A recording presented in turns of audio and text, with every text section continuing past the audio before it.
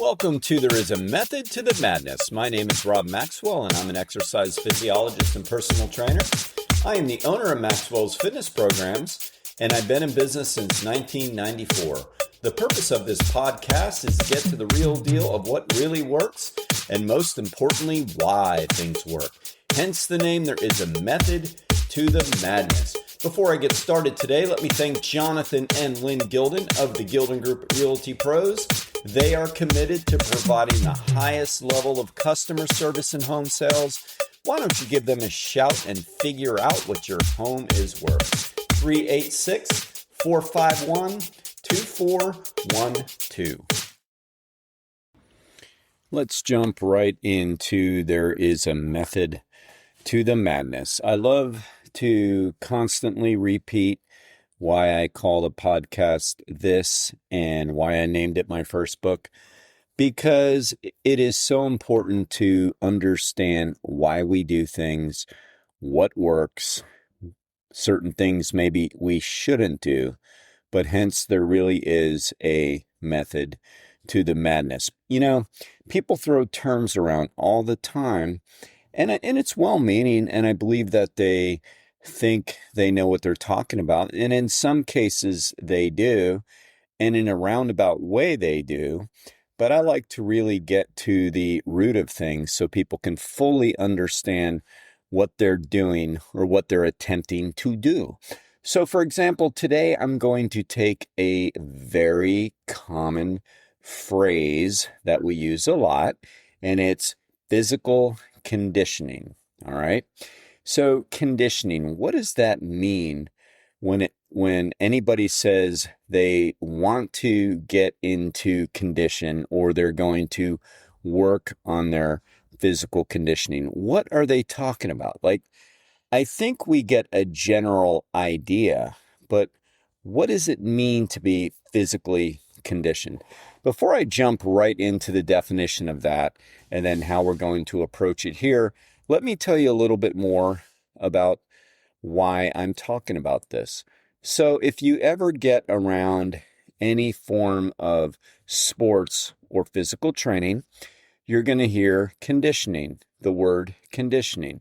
So football players, oftentimes in the spring, and I used to help coach some football, and I would run their physical conditioning programs. Essentially what that means is we want to get them into shape, into good physical condition to actually play their sport. That's what conditioning is. So conditioning is rarely specific to the sport being played. It's a level of fitness. Now, I started playing in a over 50 men's softball league, and it is a lot of fun. And there are some dynamite players out there. I mean, my goodness, it's like some of the best softball players I've seen. And, you know, oftentimes I'll hear one of them say, I want to make sure I work on my conditioning so I don't get hurt. And a few of them know what I do, so they'll talk to me a little bit about that. But in any event, I hear it a lot because nobody wants to get a soft tissue injury, which is pretty darn common in that sport or any other sports, whether it be pickleball, tennis, golf. Let's see, what are the other racket power sports? Volleyball, basketball, you know, any of those sports which require a lot of athleticism, actually, which is different from conditioning. So that's what we're going to talk about today. These are two different things. You can be really, really, really athletic and not be in very good physical condition. And you can be very, very conditioned and not be very athletic. Now, I hate to break it to you, but athletic is oftentimes more born than made. And then the other aspect of being athletic is specifically trained in that sport. In other words, you have the skills to play that sport. But it's a big myth to assume that condition means athletic and athletic means condition. They don't. Now, when we get to high-level athletics like pro athletes, whether it be Major League Baseball, NFL football, NBA basketball, NHL hockey, soccer, any like intercollegiate sports, those are really high level athletes. That is a lot of skill and a lot of athleticism. You do not get to that level without being highly skilled and highly athletic. But that doesn't always mean that they come into their sport in top condition. And when they don't, you could imagine they are more prone to injuries. And we see it a lot. And different sports leagues have different rules that they want players to maintain in the off season. So when they essentially come to camp the next season, they're ready to play. Now, most sports leagues understand that they're probably not going to be, so they work on some conditioning before they jump into sport-specific training. All right, so let's talk about this conditioning and why it is so important. First, let me just give you the old Google definition and see if that helps you. Physical conditioning is the systematic development of physical fitness through structured exercise. It involves the training of the body's various systems, such as cardiovascular system, the muscular system, the skeletal system, to adapt in increasing the physical demands, making movements more efficient and reliant, while often associated with athletes. General physical conditioning focuses on improving overall health, daily function, and injury prevention. All right, so this definition named a couple of the different components of exercise, which is it named the cardiovascular system and the musculoskeletal system. I'm also going to add flexibility, endurance, mobility. All right, so those are the areas that you want to remain in condition with so you do not get injured. And so you're also ready to play and play at your best. So one of the things that I think is pretty obvious to most, and I'm not going to spend a lot of time on it, is simply body composition. You know, some people want to lose weight, some people do not. Some people need to lose weight and they don't want to lose it, or they do. So that's neither here nor there. And people are either going to do it or they're not going to do it. When it comes to athletics, if you are carrying more body fat than you need, it is going to affect your conditioning, because the more extra weight you're carrying that essentially is not muscle is simply going to slow you down in your movement. It's going to put more stress on your joints, and it is going to impact your physical conditioning. It just is. Not in every sport and not for every person. It really, really depends. I love baseball. I believe it's my favorite sport. So I'm going to use some examples here. You take a guy who plays for the New York Yankees, and he used to play for the Florida Marlins, and his name is Giancarlo Stanton. He's in his 30s now. I'm not really sure exactly how tall he is, but I believe he's either 6'4" or 6'5", maybe even 6'6". But he weighs about 240 pounds, and he is solid muscle, okay? So you think 240 pounds. Now, I'm guessing when I think of my men's softball league, there is nobody on my team or in the league maybe that weighs that much, even some of the obese folks, because there is going to be some, all right? So 240 pounds essentially is a lot of weight. On Giancarlo Stanton, if you were to watch him on TV and not know this, you would just say, oh, he's a thin guy, because he is nothing but solid muscle. I mean, he's solid muscle. So in his case, he does not need to lose weight at all. It's not a problem. So we can't use just weight as the category, and naturally it depends on the sport. If Giancarlo Stanton were to call me, which, that would be pretty awesome, and say, hey, Rob, can you write me a program to make me the best 5K runner? Well, now we're going to have some issues, because it's probably going to be difficult for him to run a very fast 5K at the weight of 240 pounds, whether it's fat or muscle. In his case, it's muscle. So it depends on the sport. In his sport, I doubt any coach has ever said to him, you need to lose some weight. So it just depends on the sport, depends on the person. The main point I'm trying to make here is it's not really so much about the weight. It's more about what kind of weight it is and what sport you're playing. But that is one of the areas of physical conditioning. Now, another one is cardiovascular. Well, where does cardiovascular conditioning come in? Cardiovascular conditioning, even for people that do not play different kinds of aerobic sports. So even people that play like anaerobic sports, like baseball, like volleyball, basketball is a little more cardio built into it. Football, all sprints. Even those sports, which are predominantly anaerobic sports, require, or it helps to have a fit cardiovascular system. Why? Because it helps you recover. That's why. If you're playing, like, say, a men's softball game and it's 90 minutes and you are spending your time sprinting back and forth trying to catch fly balls, even though they may not come to you very often, you want to recover quickly. If you're running around the bases, you want to recover quickly. So cardiovascular conditioning matters. I wouldn't say it's number one on the list of conditioning for anaerobic sports, but it is important. A person looking for power may not want to overdo it because maybe they lose too much weight and lose their power. So there's always this balance people are trying to find. I haven't found that to be typically a big problem in amateur sports. So cardiovascular conditioning does help you perform on the field, and it is important. Even if it is simply people or guys or gals or whatever running some laps before or after practice to warm up, working on that aspect of cardiovascular conditioning will really help them. And you'll see that in some of the higher levels when some of the guys have put on a little bit of extra weight and their coaches aren't happy about that. You will see them running laps in the outfield or whatever, working on that conditioning. And again, it's typically done for the most part in the off season, because when you're playing, you really need to put your attention on playing your sport. All right. Now let's pick up on some of the other real important ones. Having a good level of muscular strength and muscular endurance really improves your conditioning, really helps your conditioning.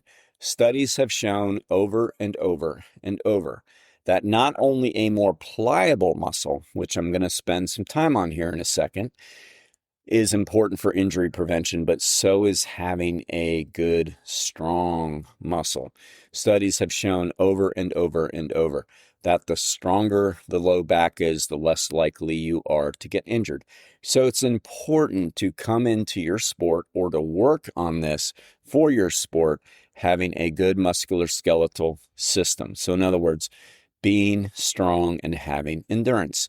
I don't mean 1 rep max strong like guys try to do early on in their football careers or maybe even baseball careers. To me, that's like really poor coaching and really poor training. And I'm not going to go on a diatribe on that because that's something that's really gets me fired up. For example, when I see the 225 lift in the pro days and things like that for these NFL guys, and they're getting ranked in their 225 bench press in the combines, I'm like, but who cares? That doesn't translate to anything.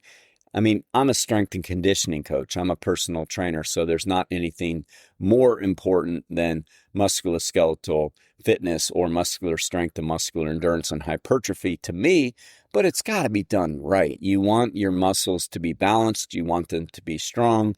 You want to work in a rep range that's going to make them strong and conditioned, which is more in that 8 to 12 rep range. Very, very important. So coming in conditioned with a good, strong musculoskeletal system is very, very important. Now, this is where the rubber meets the road, really. It is so important when you're playing a sport to work on your conditioning of mobility. I see so many people not properly warm up for whatever sports they're playing. I mean, it could be beach volleyball, it could be playing baseball, playing softball, but you need to keep that system primed. It is so, so important. We really want to work on a really good warm-up routine prior to playing or practicing, no matter what our sport is. And this is a 5K too, by the way. This works for runners or anybody. You should have a proper warm-up routine. Here's the great part. Here's like the double win right here. When you do this, when you take 10 or 15 minutes before you practice or play to effectively warm up, well, guess what? You're working on your conditioning. You're getting a mini workout, which it doesn't take more than that, really. You're getting a mini workout in before you even play. So not only are you getting warmed up and primed to play so you don't get injured, you're also working on that conditioning. So in the long run, you're going to get adaptations so you don't get hurt. Now I'm talking 10 to 15 minutes for, us amateurs and, people like that. I mean, when we're talking Major League Baseball players, they'll warm up for 90 minutes or so before a game. It's not super intense. It's just a lot of mobility work. So the first thing you want to start with is you want to raise that core temperature. That's the first part of a warm-up. Warm-up is not stretching, and stretching is not a warm-up. You want to raise that core temperature. So typically that's going to be some light cardiovascular work, maybe 5 to 7 minutes of jogging or power walking or just walking, but you're going to want to start with a general warm-up that way. Then you're going to want to do a routine of dynamic stretches. Like these are so important because you don't want to get hurt. I see people all the time with soft tissue injuries. Now, soft tissue injuries aren't major. And what that means is that you either strained the muscle, which is a muscle pull, or you strained the tendon, which can be tendonitis. So that's what we call a soft tissue injury. I'm not talking an ACL injury or any kind of lateral collateral ligament injuries or any of these things you'll see sometimes in the elbows. Those are kind of like freak accidents that happen. I'm just talking about little things that can be avoided. And by the way, if we're better conditioned, we're probably a little bit better off with those accidental injuries that are more serious as well. But sometimes they can't be avoided. And we see the most conditioned athletes in the world hurting their ACL or MCL or LCL because they step in a hole or the cleat gets stuck. I mean, those things do happen. But if we properly do our dynamic stretches, which we call dynamic mobility, it's not the same thing as passive stretches, which I'm getting ready to explain. You're far less likely to get soft tissue injuries. So after we do our general warm-up, then we want to do what we call our dynamic stretching, our dynamics. And that means you take every joint that you're going to use in your sport and you run it through a range of motion. You typically start with your lower body and move to your upper body. So for example, your hips have to move in any sport that you play, I'm guessing. You would do what we call forward and backward leg swings. Get as high as you can. You ease into it. Each one gets a little further. Stay with us. We'll be right back. Are you ready to unlock your full potential? I want to introduce you to the Fit, Healthy, and Happy podcast, a powerful resource to transform your life today. With expert interviews, practical tips, and inspiring stories, this podcast is your roadmap to lasting wellness. Here's what a listener has to say. I used to struggle with my health, but this podcast changed everything. It's like having a personal trainer, nutritionist, and life coach totally for free. With over 2,000 five-star reviews, we're a podcast you can trust. The Fit, Healthy, and Happy podcast, available now wherever you get your podcasts.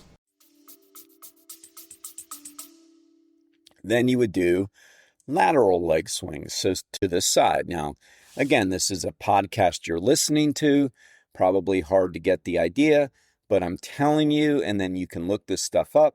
But the bottom line is with every joint that you're going to use, you move the bones, the muscles through that range of motion. So with the hips, forward, backward with each leg, roughly 10 reps. Doesn't have to be overly intense. Just each one a little bit further than the last one. It's about getting a little bit further, opening up that range of motion. Then you go side to side, as I said, with your legs. Then you would do some toe raises, so get up off your heels and now you're warming up your ankles. And then you would do some form of like a butt kick or slapping your heel back towards your rear end. So you're warming up your knee area and the muscles involved, such as your quad and hamstrings. Then you would do basic old toe touchers. You know, the ones you used to do in PE class that they told you not to do? Well, you should do them. You should just do them dynamically. Reach down, touch the ground, come up. Reach down, touch the ground, come up. Now you're warming up your lower back. You're warming up your hips. You're warming up your core, each time stretching a little bit further.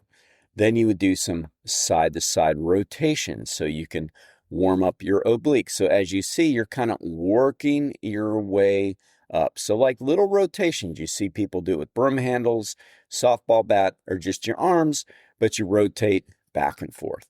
Now, in most sports, you're going to be using your shoulder joints often too. So then you would do some big arm circles where you start kind of narrow and get wider as you go. Again, 10 in one direction, 10 in the other. Then you would break into some self hugs where basically you put your arms out to your side, you hug yourself, and then you go back with your arms behind you. Again, that's warming up your shoulder joint, warming up your pec muscles, warming up your deltoid muscles. And then you're really dynamically warmed up. You're getting your muscles conditioned to play your sport. Another thing you'll see more advanced athletes doing is some body weight squats. Again, this isn't meant to build strength. This is meant to work on your range of motion and get every joint ready to play. So again, you'll see maybe 10 squats. You might see some walking lunges. Those are, again, a little more advanced, but it just depends on how much warm up you actually need. And you might even see some push-ups to warm up the shoulder joints a little bit more and the elbow joints. Get everything fired and ready to play. Because the last thing you want to do, no matter what sport you've played, and you see people like in softball and baseball, oftentimes they'll throw the ball. That's great. I mean, that's really, really important. But there should be that level of warm-up prior to that. Very important to do that prior to that. But the last thing you want to see is somebody go out to their sport, they go out in their outfield, they're waiting on a ball, they haven't warmed up, a ball gets hit, they sprint after it, they pull their quad because they're not warmed up. And too often we see that. That doesn't have to happen. So you don't want to go 0 to 100. You want to slowly warm the body up. Now, after you've worked on the conditioning of the mobility of the dynamic stretches, as I just outlined, then you will do some static stretches now that they're nice and warmed up. So again, you would work your way back through the body from lower to upper, from larger to smaller.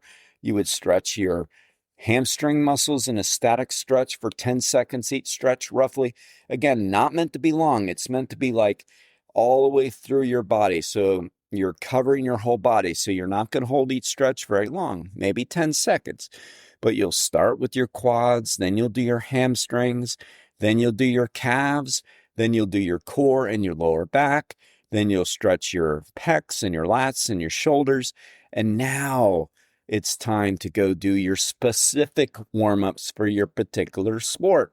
So if you play volleyball, after you've done all that, now you might, I don't play volleyball, but I think because my daughter played it, they'll bump the ball back and forth to each other, off the elbows. They'll do that so that you can warm up that way. Softball players, baseball players will throw the ball back and forth, getting longer and longer with each throw. Football players, I think, will do the same thing. If they're a quarterback, they'll throw the ball back and forth with somebody. So then you go into your specific drills, all right? Specifically twice, you'll go into your drills.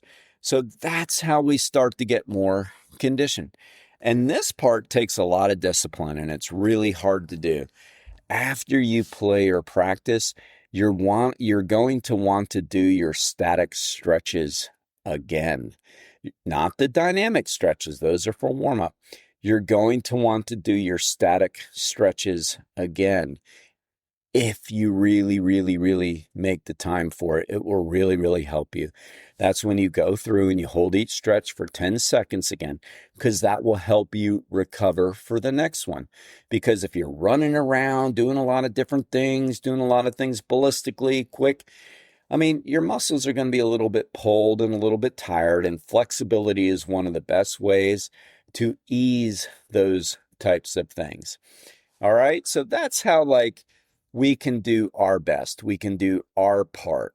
I like to talk about do what's in your control. If you want to have a successful sports season, whatever sport you play, number one, you're going to want to come into your season in condition. I already outlined what that means. In your best level of body composition and weight for your sport and for you, the best cardiovascular condition you can be in, meaning that you really feel good about the level of time you can play in the field. You don't get overly tired. You don't huff and puff. You're going to want to make sure that your muscles are nice and strong and have endurance. And then you're really going to want to make sure you have that mobility and you continue to work on that throughout the whole season before you practice, before you play. You do those mobility exercises. So as I said, it's really a great way to work on your fitness is to play a sport, because then you're going to work on that mobility stuff. That doesn't mean you stop the other stuff during your season. I mean, us amateurs, it's really not that serious, right? We should always continue our strength training and our cardio.